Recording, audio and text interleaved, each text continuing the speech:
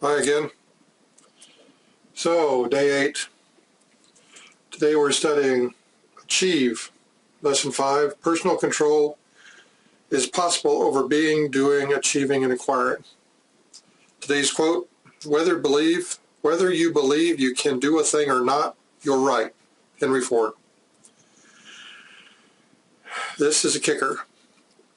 Why? Because it's in every single self-help book in this study. It's practically the core of self-help, is that being, doing, achieving, and acquiring can be controlled by you. The problem with a lot of self-help is they don't tell you the underlying steps. They just say, yep, you can do it. Okay. It's like somebody handing somebody a pair of wings and showing them the cliff and say, okay, go for it. But we've already covered what you have to do to learn how to take those wings, put them into a paraglider, practice, and then take off. It's not that hard. On this page 41 of this thing, a person can control his own thoughts. So one can improve his attitudes and so his personality, and so attain success from the same available factors in his or her life or new factors which then accrue. We've already covered this, right? All these points up to this point, the other 4 points, just laid the groundwork for this. This is one of the things that's killer about this book. Yes, I took and found 14 points that are in all the key self-help books, or they're in the major ones. And then we use those points to narrow down which are the major self-help books to study, right? Then I put them in logical order, in a gradient approach, with the steps to practice so that you can learn how to do this yourself. Now, we've got up to the point it says, okay, anything you want to be, do, or have, achieve or acquire, is possible. Anything. And that's what I cover in this point. The book right at the front, you can achieve anything you want to. The only limits are what you've set for yourself. I still go to the oldest philosophy I found on this planet, which is Huna. And the second point of Huna, the second principle is there are no limits. Which means what? If something is holding you back, yes, you're connected to everything. So the only thing that is disconnecting you from success, from the riches, from having an outstanding personality which is magnetic and pulls all things towards you, the only thing holding you back are the limits you've set for yourself. Those things you've agreed with. I have kids out at a training course.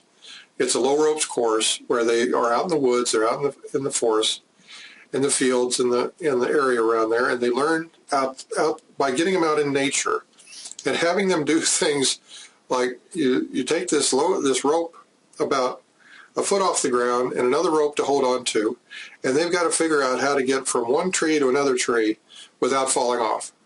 Now, it's not as easy as it looks, but I have the other team is there to help support them, and the whole thing we teach teamwork. I teach these kids at the beginning is there's 3 sets of rules that you come out here with.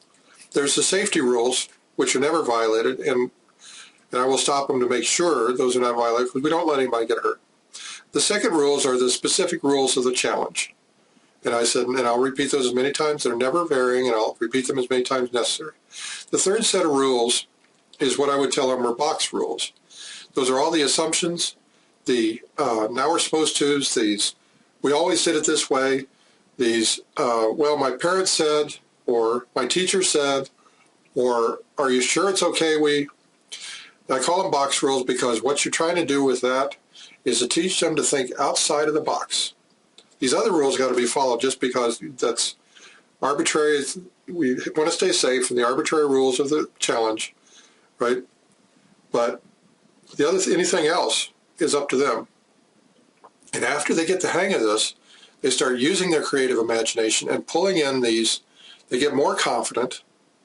Their solutions come out of the thin air, and all of a sudden they're thinking in ways they never thought before because they're thinking outside of the box. But who put the box there?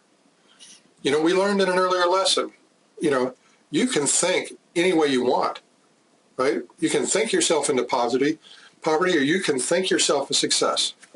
Between 1 and 3 people, on this planet, 1 to 3%, 1 to 3 people out of 100 make it. I mean, Earl Nightingale, in his Strangest Secret, pointed that out a long time ago, that in the 1950s when he made that tape, around 3 people out of 100 would actually become successful. The vast majority either were broke or just barely getting by. But what was the change? Some people knew they could do it. Personal. But it's up to you. It's entirely up to you. And this is the point. And you can see me getting more excited about this as we go, because all of a sudden I'm saying, you know what? There are no limits. I can think anything I want to. I can be relaxed. I can have any emotional response I want to. I can be positive about just about anything that comes my way. I can control the environment around me by maintaining a positive attitude, or any attitude I want, right? And therefore, if I can do all those things, that I can have success. I can be or do or achieve or acquire anything and everything I want. And it's just a simplicity, just the point of it is possible. I'm not saying it has to happen right now. I'm not saying next week you're going to roll into, a huge car showing up on your front lawn that's all paid for. I have heard of stories of this occurring. However, I'm just saying here it's possible. Okay. Now the practice points with this, we've already covered all my excitement for the day. Exercises. So taking that original idea that you wrote down on day 1, remember something you wanted to change? This is something you wanted to accomplish or achieve or have. Now, A, figure out what you would have to do to get this. These can be general terms, just to get an idea of the actions you're going to have to take to make this happen. Secondly, once this list of things is complete, the things you have to do, figure out what personality you would have to create or develop in order to do these actions, right? You got what you want. Figure out what you have to do to get it. Figure out what you have to be in order to successfully do those actions and achieve the result. Now, but the kicker of this, and this hasn't been covered anywhere I've seen this description, lastly, look around mentally and see if there are some thoughts or mental habits that might need to be changed in order for that personality to surface. It may be that you have to go do this thing I did, which is smile every day for a year, right? It's possible. It may be that, well, perhaps you have to stop and take a deep breath and relax so that you can think more clearly when something occurs around you. It doesn't matter. All it is take that original thing you wanted to do, whatever you wanted to change, decide, figure out what would have to be done in order to achieve that goal, then figure out what beingness you'd have to assume, or what personality you would have to face, or where you would have to stand in order to push the lever in order to move the rock, right? And then, back from that, seeing if there's anything you've agreed with, or considered, or hold, that keeps you from assuming the beingness so that you can do the doingness so you can achieve the end result you always wanted.